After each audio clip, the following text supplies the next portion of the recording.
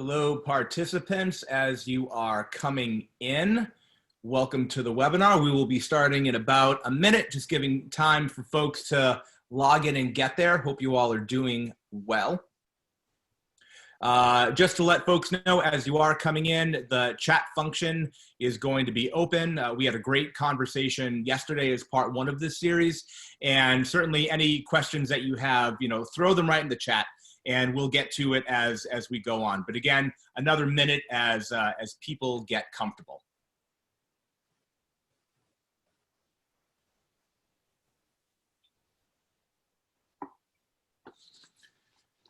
Folks are coming in, about 30 folks. Welcome, welcome for wherever you are. I think when I pulled the registration yesterday, some of you might have been on yesterday, and hopefully it was helpful for you. We had about 70 folks as part of that, and they were from everywhere. They were from all over the country.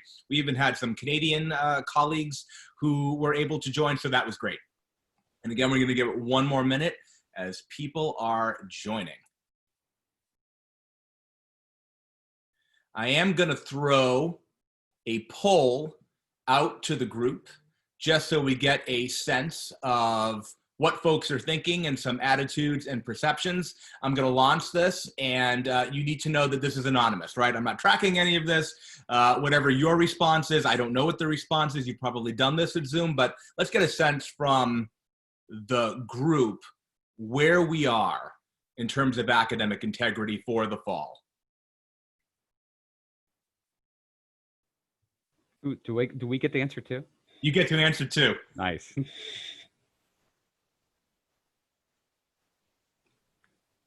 All right, answers are coming in. It looks like prevailing so far is the not sure. We kind of talk around it, which is probably why you're listening to this. Going. Yep. Less than 1 minute till we start.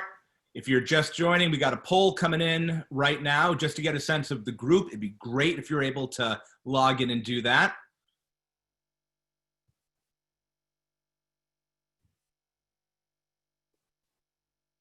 Excellent. So I'll end that in a minute as people come in, because it's been under a minute that the poll has been live, but it looks like there's no way that the not sure, we kind of talk around it, is what's going on. And with that, I'm going to start. My name is Regis DeCapua. I'm the Vice President for Academic Affairs at OneClass. We are an online educational platform. We specialize in tutoring, academic services, and do extensive work with international students with regard to their transition, enculturation programs, things like that.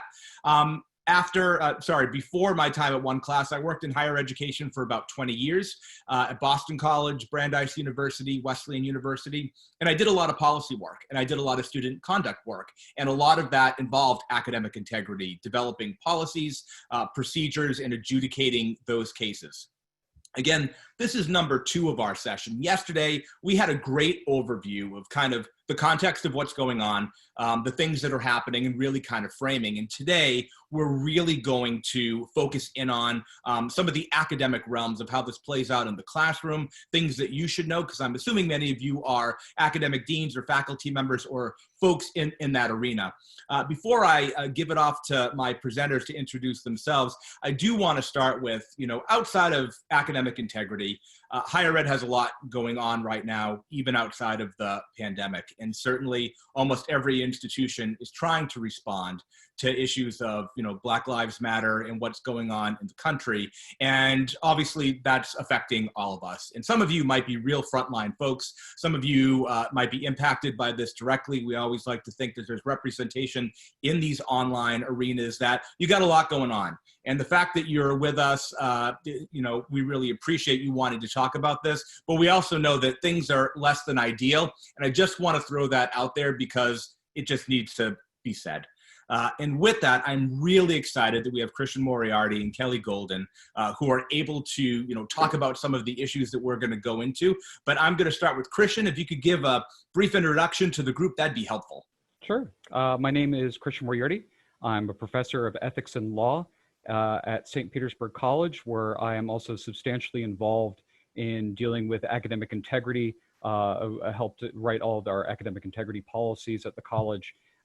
We are a 10 or so campus institution of community college where we have all sorts of students from all sorts of walks of life, and something that we're really that's really important to us is to make sure that not only do they get a credential that can help them learn good skills to help them get good careers, but they also do that effectively with integrity. And it's something that's really ingrained in our culture at our institution. And I'm really happy to be here to join all of you to have these important conversations of how we can instill that culture and how we can maintain it and make sure that we're all on the same page of the importance of that integrity and making it so our students' lives are filled with that value as they go through their careers and all other parts of their lives. So thank you for having me. Thank you for being here. Hi, everyone. I'm Kelly Golden. I am the Associate Dean of Student Affairs and Enrollment at Regis College. I actually work, Regis is based out of Weston, Massachusetts, and I actually work on our satellite campus in Lawrence, Mass, where we partner with a community college there.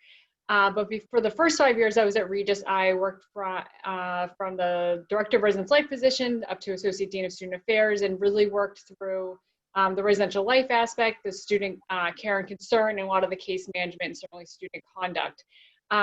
Regis specifically is very nursing and health science focused institution, which means we're very test heavy for a lot of reasons you can imagine, and some reasons that are not so great. And so when we think about academic integrity, particularly as we're shifting to mostly online, that it's certainly raised some issues for us. And then again, similar to Christian, working with bachelor's completion and community college students, it also raises a lot of issues of equity and access, and then we'll talk more about all of that today. So thanks for having us, and I'm really excited that we're really thinking about not only the process and the protocols, but really how is this impacting our students on campus. Excellent.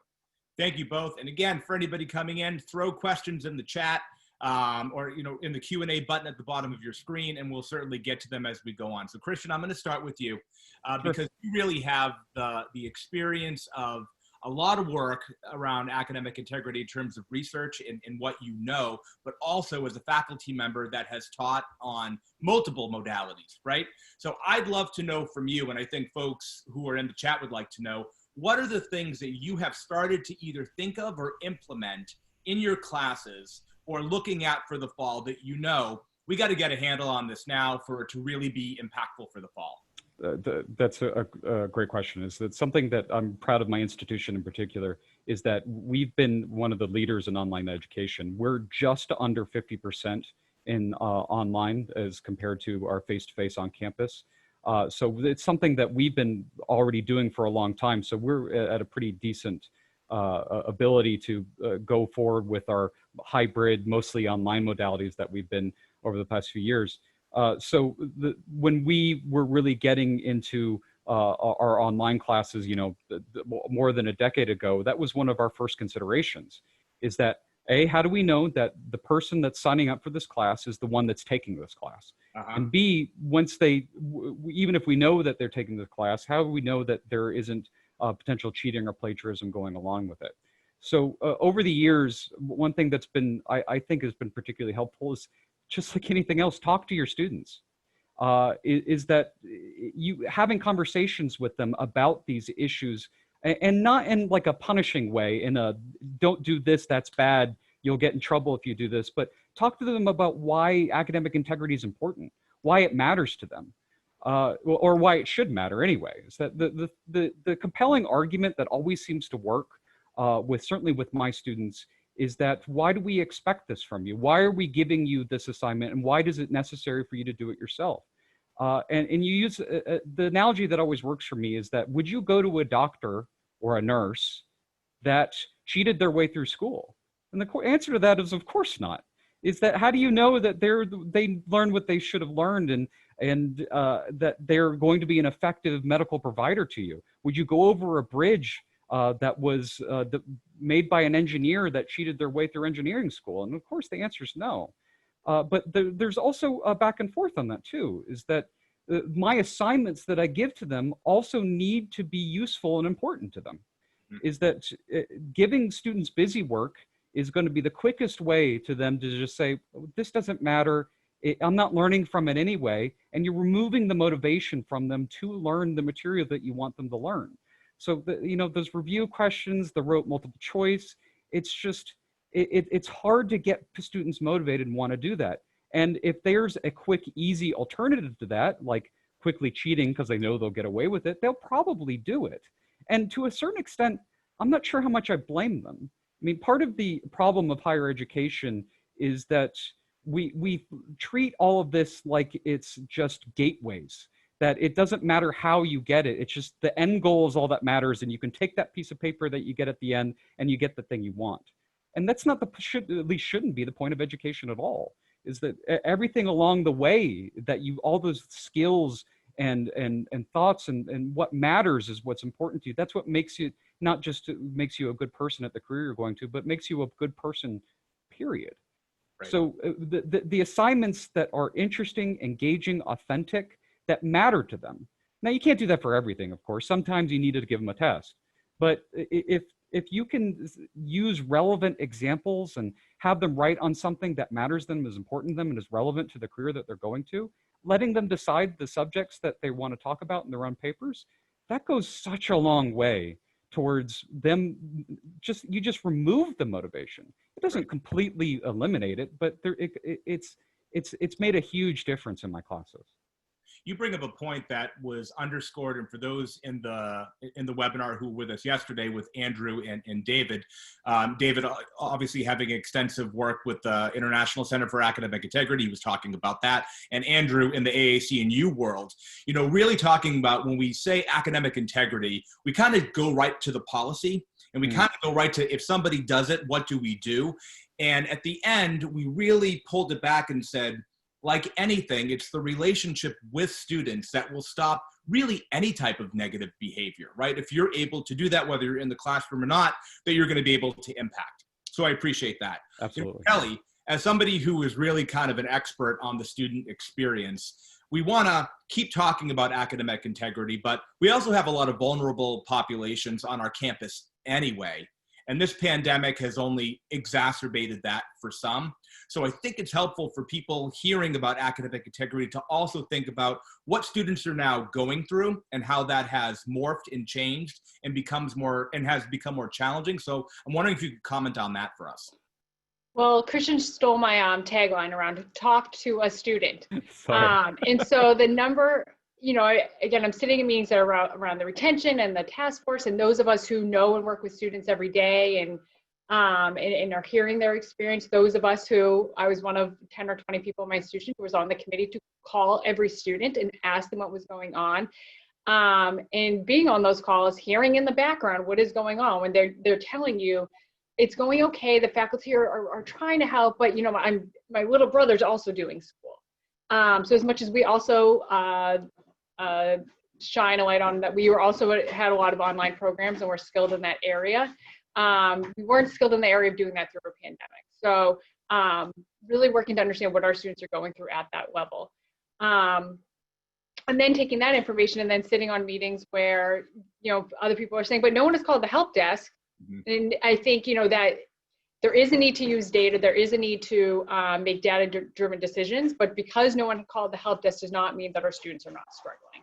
I'm on emails with even faculty who said, I'm sorry to get back to you at all yesterday. I had to go drive to the Starbucks to hijack the wireless from my car. So, it creates faculty issues. And again, when we think about what is this online learning going to look like and how do we maintain academic integrity across the board, those are, issues that we're thinking of. And then, I think the other piece is when we say, as we think about this going into online and the stressors that it's causing our students, I mentioned, all of us had to quickly transition to that virtual online remote format. We have a lot of discussions on which word we should be using because it's not online, it's going to be synchronous, and that means quality. And what are we, the experience for our students. But, again, when these students are at home, what is that going to look like for them? What if they have to make that shift? And I think, again, some of the comments I heard from those who know the students well are saying, well, so-and-so showing up to class and they're sitting in bed. Well, maybe so-and-so that they don't have a desk at home. They don't have these things at home. And so the real fear, I think, is all of these inequalities, the things that Rich were touching upon, these things we were experiencing when we were on campus are starting to now just be replicated in this online format. And I think this is whereas this could be an opportunity to do better and improve the experience of a lot of students. Right. And we've seen a ton of that with our institution too, is that we already had significant issues that a significant amount of our students were using our library and computer lab services as a means of doing all of their work. So they would come onto campus, take their classes, and stay on campus because they had access to the internet and the computer labs and everything else. And then because they didn't have that at home. And now that we're doing so much of this hybrid stuff, all this online education aspects of it, they don't have access to all sorts of things, all of the access to that it's important to be able to do well in a course. So we're almost setting them up to giving them some sort of motivation to like, I have a limited amount of time or a limited amount of capacity in order to do something. How do we make sure that if I can't do it very well, I'm motivated to cheat, that I almost have to a certain degree. And so another thing, sorry, I love my institution. St. Petersburg College is awesome. One thing that I'm really proud of us is that we've spent a lot of our foundation dollars on equipping students with the things that they need. So we were able to get the students laptops, webcams. We were able to get them Wi-Fi hotspots, all this sort of stuff, and that people were willingly opening their wallets and their hearts to these students because they know how important that is. And it takes a lot of work and it's going to cost money, but it's just so worth it. Right. I ran into a neighbor yesterday who actually teaches K through 12 in individualized school, and they were talking about sending headphones home. And I thought, how ingenious. We're talking about sending masks, but the reality is we're probably going to spend more time online. If we could start sending headphones home, how much would that even just help people focus in? Totally. So in terms of questions coming in, Josh, I see your question with regard to cheating within the humanities and some accessibility issues, and we'll definitely get to that by the end for the Q&A. But I want to do a real world example because I want to move to contract cheating, which is defined as a student knowingly and willingly working with a company, that company to do their work for an exchange of goods, which is usually money. And we've seen some scandals break for certain institutions, and I will preface, I don't know anything about the scandals, so when I talk about the institutions or the companies, I'm just saying this is what we kind of know out there, and that this has been exacerbated because of the pandemic. And as I outline what some of these scandals have been, I do have another poll question for the group, which is with regard to institutional responses. And again, panelists can vote, and this is anonymous. So I'm launching this poll now. Let me give some context of what we saw at Boston University about a month and a half ago, that there was a chemistry professor who figured out as part of his work, finding that quizzes were coming back in a certain way, like the typical things that you would see that kind of say, okay, there's some sharing of information of what's going on there. And it came out that, that there was some intentionality with students to work with a company called Chegg to be able to exchange this kind of information, which brought a whole slew of issues of what's going on. And as I see the responses coming in, attendees in terms of, what would be the institutional response. And I will, I have some bias here as somebody who worked in the field of sexual assault and investigations for a long time. I don't always feel institutions are going to do the right thing in terms of what they put out there. And I feel the same thing with plagiarism and cheating if there was a big scandal. But, going to Christian first, I'd like to know, obviously you feel contract cheating is bad, but I'd like your perceptions of what do you think that kind of looks like? The scandal at BU, some context around that you think would be helpful for people listening. So it's contract cheating. I think it's important to first preface that it's way more common than I think any of us realize or anticipate. There are so many contract cheating providers online. Part of the problem with it is that if for everyone that you might want to block on your campus through web blocking, 3 more are going to pop up. Yep. It's just this arms race of combating all of these. There's a bunch online that are particularly infamous that I think a lot of people are familiar with, And that there's the legal aspects that get all convoluted with it, is that a lot of them are overseas, so we don't really have any jurisdiction to try to stop it, because they're effectively providing means of fraud for students. And that gets even more problematic when the student is on some sort of student aid or loans or grants or anything, is that, are they conducting student loan fraud, which is even more severe, that goes along with it. So, I mean, when we talk about I teach undergrad, and my institution's exclusively undergrad. So it's hard. There's all that contract, the famous contract cheating when it comes to dissertations and theses and all that stuff. But we definitely still see contract cheating in undergrad too. One of the reasons for that is just exactly like we were talking about with equity issues, is that we have students that have jobs, kids, family, so many monetary obligations, so many obligations on their time. And now that we're on this hybrid online world, is that it's like it never goes away. I'm sure all the people here and both Kelly and Rich can probably agree, is that your job is 24/7 now. And that I mean, I was answering emails at 1 o'clock this morning, right?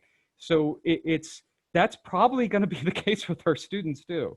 And so with all of that pressure comes along, is that it's like, I have an assignment due at 11:59 p.m. on Sunday. It is now 10 p.m. on Sunday, and I just got to knock something out, right? And what that often means is going cheating, or going access to the contract cheating that goes along with it. I've heard professors see that they found their classes being sold online. Like, give me your password to your class, and I will take Professor Moriarty's class for you, right? So there's all these pressures and all this easy access to all of that goes through all of it with contract cheating. And I go back to a similar answer. So how do we combat this? Like, right, what do we need to do? And so I think there's a multi-prongs to this. One is education. Again, have conversations with your students. Say why this is wrong, why this is hurtful to you, why even if you get away with it, you're actively hurting yourself, right? Creating that culture of integrity is incredibly important. But there's also parts on the faculty side too, is that one of the reasons, at least I see with undergrad, is that there's these really high stakes assignments. And that I'm seeing more of those, particularly when we talk about online, is that like 40% of your grade is going to be through one assignment or whatever, right? And that when it comes to those really high stakes assignments, it gives this feeling of dread. I deal a lot with our academic integrity policy and violations at my college. And one of the students, where we had a conversation, why did you pay a provider for contract cheating? And the response is that I didn't think I was smart enough. I didn't think I was good enough at this. And I cheated because I thought I was going to get a bad grade and I was going to lose out on scholarships or whatever. And the response at that time needs to be, if you're here, you're smart enough.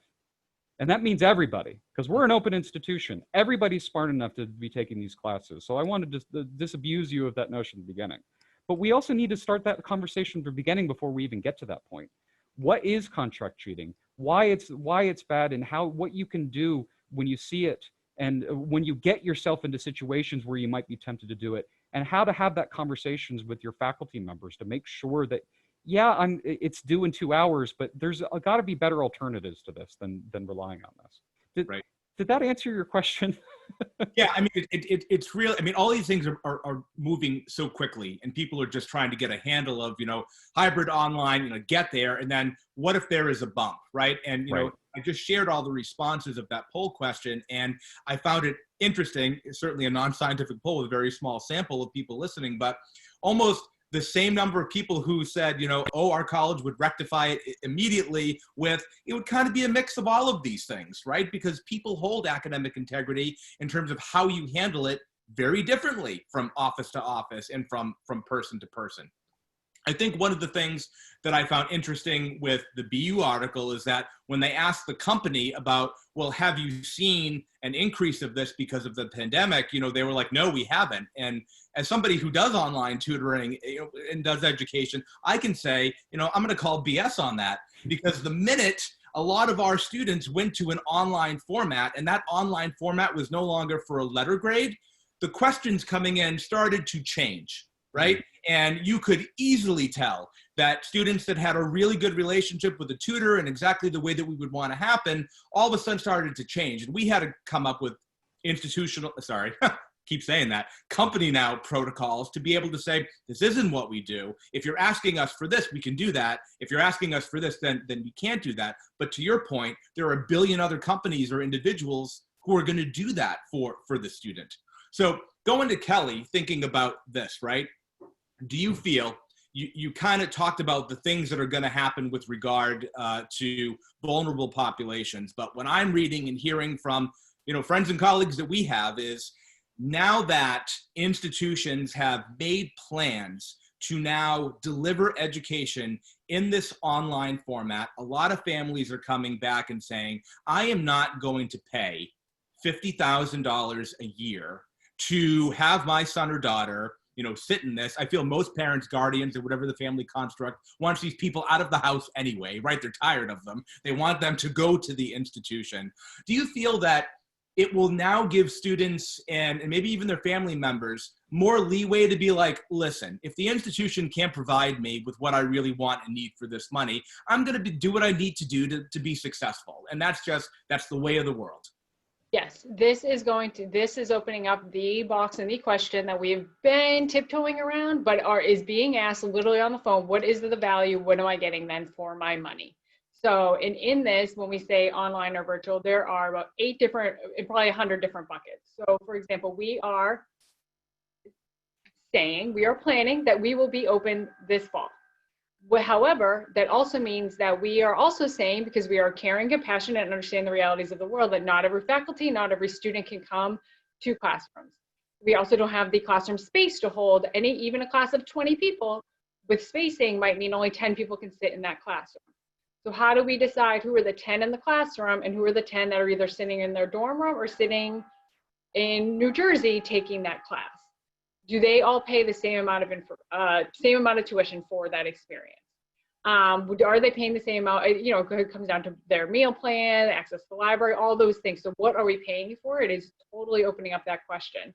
And again, there's just so many scenarios. So if we start the semester on the ground and then transition to online, or the reverse, again, what does that cost look like?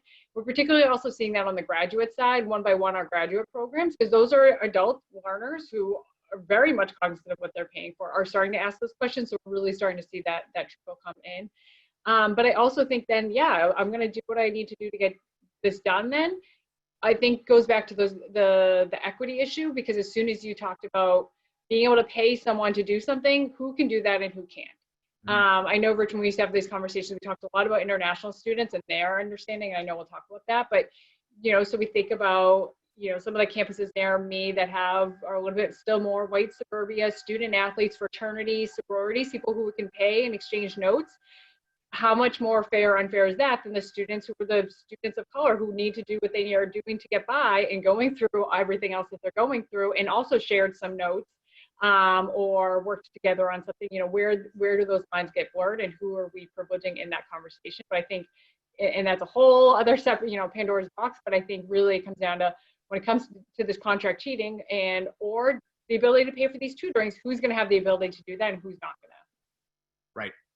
And just for folks who are viewing right now, we're still going to go talking about some of the work around academics for this and then get to questions. But just as a preview, tomorrow's session is about policy development in particular. So my former colleagues from BC, an expert from VCU, will be talking about what is good policy, how do you write those policies. So if you're looking for a good bookend, that's tomorrow. But I'd like to move it to, Christian. In my own experience working with faculty members around this, there is a wide array of viewpoints. Some that are kind of like, it's really not my business. I'm really not engaged at that point, which, right, is neither here nor there, to the other spectrum of anything, it becomes fire and brimstone, right? Like, we need to come down hard on this person, no matter what that looks like. People who are listening right now are probably in the academic realm in some way. And it seems like from the poll, there isn't a solid institutional response around this. So if you're sitting here listening, what are some things that you could impart of, if you want to move this dialogue forward on your campus or really think about a plan, here are the things that you should be doing or at least considering to be effective? Sure. So, I mean, God, the list is gigantic, right? It's that part, what we've seen is that even starting the conversation is hard to begin with, right? So it's having that conversation at the beginning and to kind of starting that safe space place of where we can have this dialogue. It is difficult in and of itself. So just like you said, that we have fire and brimstone faculty, we have cuddly, feel-good faculty that on the opposing, and everybody in between, right? So it's just like having the conversation with the students. You need to start that conversation with the faculty about why this is important. Why does it matter? Why is it meaningful, not just to you, but to your individual students? There was a question that came in from Josh Sheelan that, which I very much appreciate, and I'll integrate that into my overall answer, is Great. that it makes sense with my example for engineering and doctors, that makes sense that we wouldn't want anybody to cheat that way. What about humanities? I mean, I teach ethics, and I'm blessed to work at an institution that require every single student has to take an ethics class. And I have that conversation with my students the same way I'll have that conversation with the faculty, is that why are we making you take this class? What's the benefit to it, right? Why do you take humanities more as a part of a liberal education?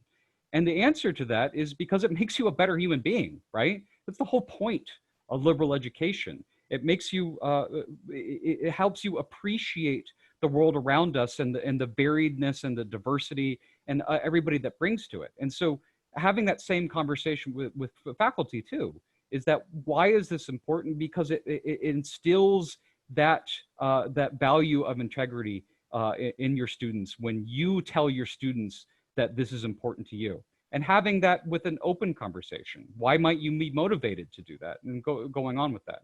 So directly, what can faculty do to prepare is to be direct with your student what your expectations are. Is that don't assume that every single one of your students knows what plagiarism is, knows how to cite something, and knows how to write the perfect research paper. It's that, I mean, even in upper level classes that I teach with electives, I still see plenty of students that manage, for one reason or another, manage to skate their way through to not knowing how to fully cite, how to avoid plagiarism, and how to do it effectively. So I certainly start every single one of my classes with, this is what I expect from you of what citation is and how to do it effectively in this class. I mean, and to going with our, maybe we'll talk about this later, but I'll integrate it here too, is that working with international students is really no different than what I've seen with working with some of my students that are, 17 years old, 18 years old, coming straight out of high school, is that some of their defense is, well, I just didn't know that I couldn't do this. Is that either I was taught that I could copy and paste, or I wasn't taught one way or the other, and that their defense is ignorance. And here's the thing, the ignorance defense is kind of valid if you've truly never been taught how to do this appropriately. So putting it in the syllabus, having one of your class conversations with it, having a heart-to-heart with your students about why this is important and how to do it well is such a good place to start, and making it meaningful to them. Why is this important? Why should it be important to you? Yep. And I have a follow-up question for Kelly, but just two things that came to mind just to expand on that in my own time in higher ed. When I was working at Boston College, I was on the accreditation group for students, right? So I was leading that, and a lot of it was policy and all this type of stuff. And by the time we got to the academic integrity part of it and trying to align policy, we found it was the wild, wild west of policy, that we had 5 different schools on campus that did it 5 different ways, that were defining it in 5 different areas. And depending on what school you were in, the student really had a different experience. And so one, that's not even fair for the student, but also there was no institutional alignment around what these things look like, or what the definitions of these things look like. And somebody's view of cheating in the School of Business was very different than arts and science. So I appreciate the notion of how to bring these things together. To your international student point, as a company that works with a lot of them and does a lot of enculturation workshops, I am consistently shocked when we do sessions around academic integrity where we say, well, here's what US institutions would want and expect. And then their response is nothing that would be nefarious. It's like, well, why wouldn't we, right? We're paying respect to the expert. And I go, you can, but you have to do it in this way, right? And your original thought counts, right? All of these, types of things. So staying on international students, and I know that's not your primary area of expertise, Kelly, but certainly you do a lot of transition work with this population. And if there's one group that is really going to be affected by the pandemic, it's going to be that group. So if you have a group that already we know spikes in terms of academic integrity, in terms of cases, are there ways in which institutions maybe should be approaching this specifically with that population?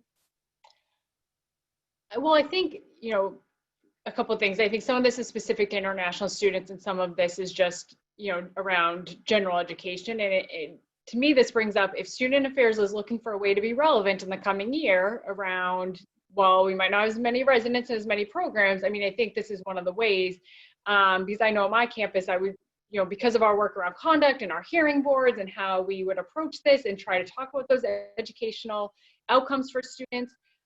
Faculty were saying, could you do some of that training for us? What might this look like to do more of this type of hearing as opposed to this very kind of sterile but clean process that our faculty had for academic integrity violations? And I think as we think about whether it's international students or first gen students or students, again, who have been sitting doing remote learning for months, and they're going to come in and not know, as Christian was saying, it's kind of like this best kept secret we keep around what this actually looks like in our institutions. So how do we, as student affairs professionals, obviously selfishly, think about where can our role be? So how are you working with your international student office or those people who have helped them, get into the institution of the admissions, who is the staff that helped bring the students in and here, and how is it a part of their onboarding to understand what this looks like? Again, how is it going to be for these first generation students, those who, this isn't something that they've thought about before, has very much been on the back burner for the past year. How is it that that we keep doing some nuanced things for them? So if it's a yes or no question, yes, Rich, obviously I think we do need to do more for this population, because this wasn't just exclusive to New England or the US. And the students, they want to do their best, and it's going to be very confusing with everything going on. Who are the people that they're going to turn to for this information? I think that's where we need to concern ourselves and lead with, what does this look like, and how do we help you with that and be educational about that? Excellent. And last poll for the group, on-campus views. In my view, students in 2020, they cheat more than cohorts, they cheat less, or they cheat at the same level, we just catch more now. And then I want to hit on the question and some statements that Carol, and I don't know what institution you're from, Carol, but thank you for that statement.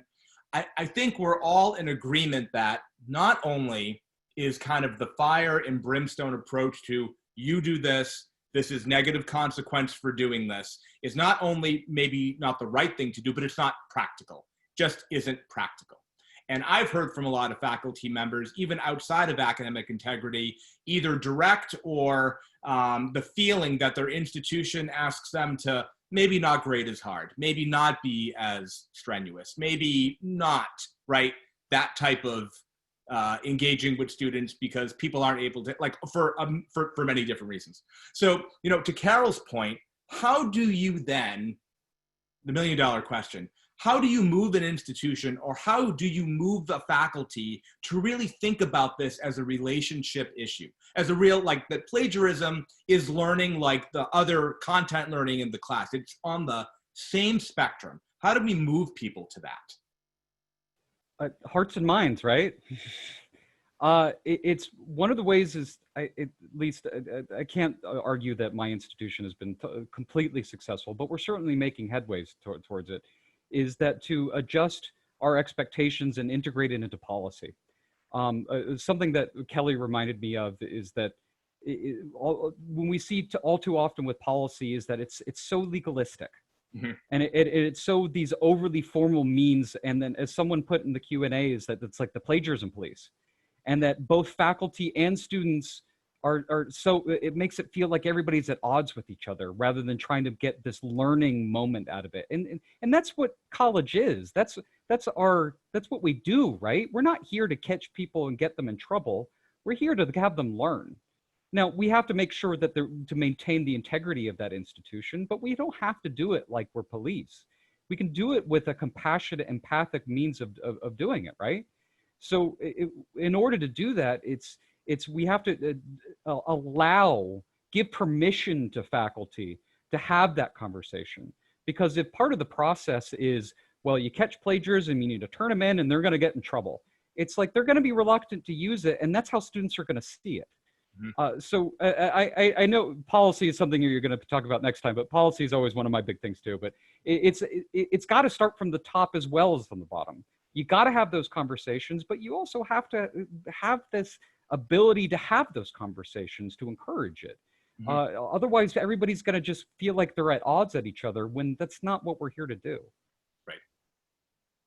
I think, Rich, this brings me to, I think, one of my big fears of if colleges can't open in the fall around, Christian and I have, we're all saying, like, have these conversations, and how many of us are just zoomed out and we're still doing this over summer, and then to think about how do we do this. We're thinking about how do we do better Zoom trainings for our students over summer? How do we set up those expectations of, okay, maybe we didn't tell our students don't take class from your bed. Can you set up a space in your house or home? Do they even have that space? Yeah, well, hopefully libraries might be open at that point. So maybe hopefully. there's some more options for them, but I still, I come back to how are we going to have that if we don't have that space and that interaction? And even with the social distancing guidelines, that's definitely, I think, a concern. And again, think about my institution, it's very nursing and science and testing heavy. Our faculty would say that's because they have to sit for the NCLEX. And the number one data point our institution has asked for is, what is your NCLEX pass rate? And so if we are not preparing students to sit for a test in which they can't have water bottles and hats and calculators and anything in front of them, how do we stay open as an institution? So, these are very real conversations we have, that our students need to be prepared for this test. Now, from an undergraduate learning standpoint and the relationships we want to build, that doesn't always feel good for a student. And so I think, again, maybe Christian's approach of hearts and minds, but we do talk to our students about, this is actually information you need to know. You are going into nursing and hospitals, and I think no other time, that's one of our benefits of this. Nothing else is illustrating that better to our students about how necessary they will be and how much they will need to know this information. But how do we prepare them in that way to help them understand that this is why the cheating is not helpful? And this is what we're trying to prepare you for, because there is the reality that there's going to be this test. If the accreditation bodies are not we can be flexible. And I sat on the phone again with students who said, do you mean to tell me if I don't get a 79.5, I will not progress through nursing? And well, that's not what I'm telling you. But what I'm telling you is, we still have accrediting bodies. We still have agencies that want to know that this is the material that you've learned, and that is part of your reality as you enter this field. And so one of the debates that always comes up, and I think Rich alluded to it, is that how can you maintain standards that are required by our institutional policies and outside accreditation, while also still being compassionate to everything going on? And I think there is an answer to that. Now, depending on your accreditation, this particularly, I think, is nursing, because we have a nursing school too, is that you got to learn this, and you got to be able to show you that you learned this. But there's stuff on the edges, right? Is that accepting late work is something that I think we can do more of to a certain extent. I mean, the argument I make is that they still did it, right? Now, you talk about equity issues, like some students turned it in when they're supposed to, so maybe there needs to be a minor punishment because you didn't turn it in at the same time as everybody else. I totally understand that argument. But if they've showed that they have the skills, they showed that they have the skills. So I think there's conversations that can be had. There's some negotiation around the edges of what we can be compassionate to our students, but still maintaining the necessary things that they need to learn. Are either of you concerned, and I know you are because we're concerned about everything, right, for the fall, but we've been talking about classes, we've talked about contract cheating, we're talking about one-to-ones, faculty members being faced with individual things that happen within their classroom, right? Maybe some of you that are listening are on honor boards, right, or have more experience in terms of the adjudication, but not only are institutions trying to scale learning online, they're going to have to try to do it with all their support services too, right? So tutoring, advising, all of those other things. Can the both of you comment on how you think those things directly impact academic integrity and academic dishonesty, either directly or indirectly? If that made sense. Sure. So I mean, I think I'm thinking from a number standpoint, the amount where we're increasing. So yeah, so our academic services area used to always say, but we have a smart thing, we have this online thing, you know, again, I work on a satellite campus, so how we make those resources available was always a struggle point. And I think they saw a 300% increase in our online smart thinking use. That's a made up number, but they saw a huge increase, had to increase our budget around that. Mhm. We are going to need to increase our budget around ASL and interpretation services. So that's if our students are online, or excuse me, if we're on the ground and people are wearing masks, how are students going to hear that? Or if they are sitting on Zoom, how are we going to facilitate that? So those are things that we're thinking about. So the online tutoring, the online smart thinking, again, our Zoom bandwidth, our Moodle bandwidth, all those things are needing to be increased. Now that means there's other things that we're taking that budget away from. But can you do an effective peer tutoring? You know, if we're not there to see what's going on in that peer tutoring situation, how does that work? So there's certainly challenges there, but I think, or is this, on the flip of that, is this an opportunity? You know, we run various nursing programs, but they all might be taking a patho class. Why wouldn't we just offer one session on tutoring for various audiences, as opposed to, we used to say, well, this is for this group and this is for this group. So I think that is the time to be imaginative and creative and think about, if we are going to increase these things anyways, where can we get the better ROI on that? Yep. Something, Kelly answered that way better than I ever could, but something that there was two major things that I think we're seeing too, is that there needs to be synchronous as well as non-synchronous options. Is that so many of our students just don't, I can't put together an hour to save their life to carve it out in order to get somewhere. And sometimes they need to be able to do it on their own time. On the other hand, students crave that synchronicity, that working with other peers as well as faculty and administrators, and that they're more comfortable in that space. I mean, we did surveys of our students where how many of you like miss campus and want to be back on campus, and the number's just astronomical, right? Because they like the atmosphere of the campus, the college. So how can we try to reproduce that as much as possible, and maybe actually limitedly open the campus in order to do it as part of it too?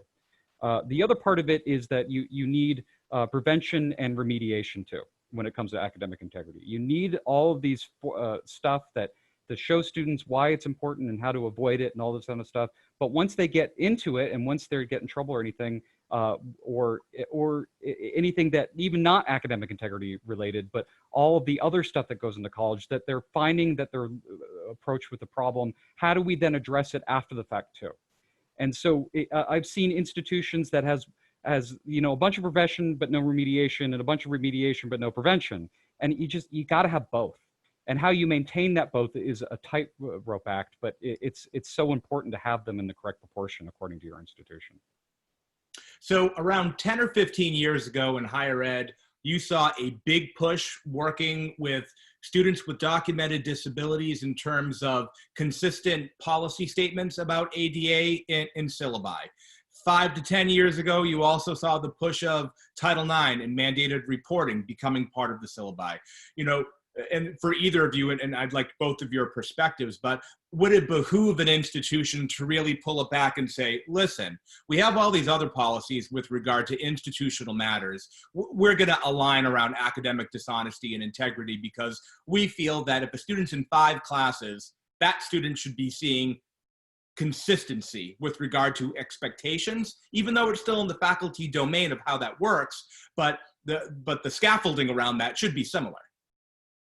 So the yes and no, I guess, is my answer. Is that the template syllabus for my department is already 16 pages.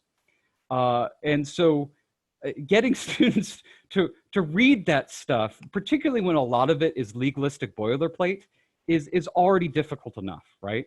So you're adding even more onto it. Now, but my academic integrity policy at my institution itself is something like 15 pages or something, right? And that's double spaced and all the other kind of stuff and margins, but still, it's already long. And then you're trying to add all that stuff to it. So I think there's a give and take here on this. And I've seen, my wife is a sociologist, and she's always shown me all this interesting research on syllabus production, how to make a good syllabus. There's tons of research on it. and making it engaging, treating it like almost like a magazine, and then doing a quiz after the fact to make sure that they read it and to quiz them on it is a really effective means of getting them out there on there. However, is that are they really taking it all in and remembering it, or is it just they're reading it, keeping it open while they take the quiz, and then they drop it out of their brain at the end of it? And so I think there's yet more give and take here. Is that how do we get our students to understand that this is important while also not dropping a 20-page syllabus on them at the beginning of the semester, particularly if they haven't really been to college before. Their introduction to their first classes, here's a giant document and you got to go read legalisms that you've never read before in your life, right? And so I think translating all of this, giving the short version, and then linking away to the long version if they're interested in knowing it, and giving them the opportunity later on to learn it as well, it's a compromise, but I think it's a reasonable one. Right. Kelly, I'm going to ask you to hold on the response because in the interest of time, I did want to hit you with a different question to be kind of like the wrap up to this, because I know people, unfortunately, some of you are going from Zoom to Zoom, and I would hate for you to be late for your 3 o'clock Eastern time Zoom. If you are working in academic affairs or a faculty member or a chair or a dean, and you're sitting here and you're listening to all of this, how can the student service, student affairs side of the house be helpful for those individuals if they're trying to figure out training or orientation around academic integrity on their campuses? This actually does relate to what I was going to say about the last question, is I don't think that the updating to the syllabus is an answer. And I think, that's what Christian was saying, just because I think what we saw in the spring was not only for our students, it was traumatic and problematic and rapid, all the changes, but it was for our faculty too. So again, sitting in meetings where administrators saying, well, I don't, that faculty already had 2 to 4 blocked. What's the issue with them still teaching? Well, they had 2 to 4 blocked when they had daycare at that time, and not elderly parents they were caring for and all of that. And so I think that caring, compassion, understanding, what is it that your faculty need? Again, if we're adding up the expenses of this transition, I think training for faculty, not only from a pedagogical sense, but how to make this work, what do your students need, how to, and then the part where they're working with student affairs around all those trainings that maybe you saw from student affairs about how to support students at risk, how to see signs of distress, where do you report those things, I think really need to be revamped or re-offered or reviewed or made, I think really available to the faculty who are going to need to pick up on, I think it's how do you measure participation in Zoom? Is someone just not, they don't want to do the unmuting and things like that? How do you track students' progress when they're going in and out of classes a little bit more? How can we work better together on tracking all of our students? Because it used to kind of, right, like all the online students, they're fine, but the online students are the ones who were living in the dorms, eating in the residence halls, and sitting in class just a few months ago. So I think really working together on what are going to be your indicators that a student might be struggling.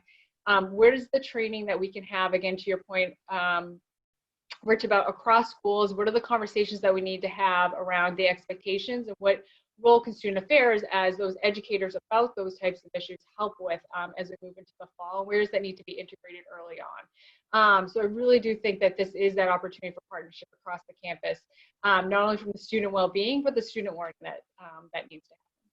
Great. So in wrapping up, what I've heard from the two of you and leading into the policy webinar tomorrow, because a lot of the policy webinar is how to take the legal out of policy, right? How to make it understandable. I mean, I would always have these conversations with our general counsel when I'm writing policy. If I send them something and they say, I'm not sure if this is clear. Well, if it's not clear to you, it is not going to be clear to any other person reading this. So we have to figure out what is acceptable terminology that anybody can read and be able to say, oh, I get what you're doing right there. But that's for tomorrow. What I've really heard from the two of you is, regardless of the issue, it does come down to the institutional relationship with students and the faculty relationship with students. And if that is pure and cultivated and thoughtful, then really a lot of these things take care of themselves in ways that you can't even see, because if there is some real relationship that helps out there. And then there were some tactile things that you said, would be helpful. So within the last couple of minutes of this, parting words from folks who are here about, if there's one thing you really hope they got from the session and from you in particular, what would that be? Kelly, would you like to go first? You unmuted first, Christian, but yes, Sorry. I will. I was like, oh, he's going, great. I think, and I'll try to articulate this quickly and concisely. I think just the end goal of let's please not recreate the inequities we're seeing on our campus. I think that again, that goes back to my biggest fears of just recreating those things online and exacerbating those things. And how can we do this in a way that we not only think about what we're teaching, but how we're teaching and the access that our students have. Because we know that our goal is to have them all on campus and to be there with them. But whether they're on campus or remote, how do we continue to connect with students and really welcome them and engage them and help them get the most of our education despite their identity and background. It's something that is every opportunity I have to talk about it, I always make sure I want to talk about it, is the importance of empathy in all of this. And that goes towards Kelly's point about equity, as well as so many other things, is that to understand where our students are coming from, but also understand where the faculty are coming from too. For people in administrative roles, I mean, faculty members already had a lot on their shoulders up to this point, right? Is that not only were they teachers, but they're also counselors, and so many other things that go into it that's not in our job description, but we do it anyway. And I think that's even more now the case. So if we're in a position to be able to help both our students and our faculty members to be able to lift them up and give them the opportunity to have these open conversations, to be empathic to the positions that they're in, and to encourage them to work on these as best as they can together in an empathic way.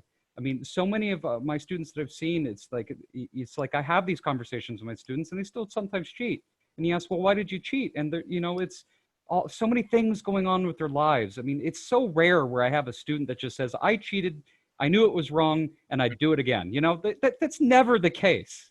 It's almost always because of so many different things they're pulling on them.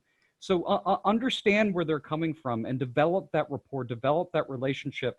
And if we can't, what other resources can we bring in order to help develop that and have so many as much support service as we can for both of our stakeholders of faculty and students together. Excellent. Well, and with that, as we're getting close to the hour, I want to say thank you for everybody for joining OneClass's webinar series on academic integrity in a post-pandemic world, number 2. Number 3 is tomorrow about policy development. We hope to see you there.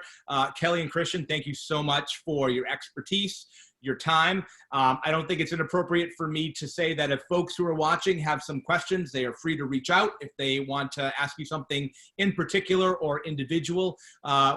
Christian, Kelly, and I wish everybody who is watching safety for what's going on their campuses and their families right now, and we hope you have a successful fall.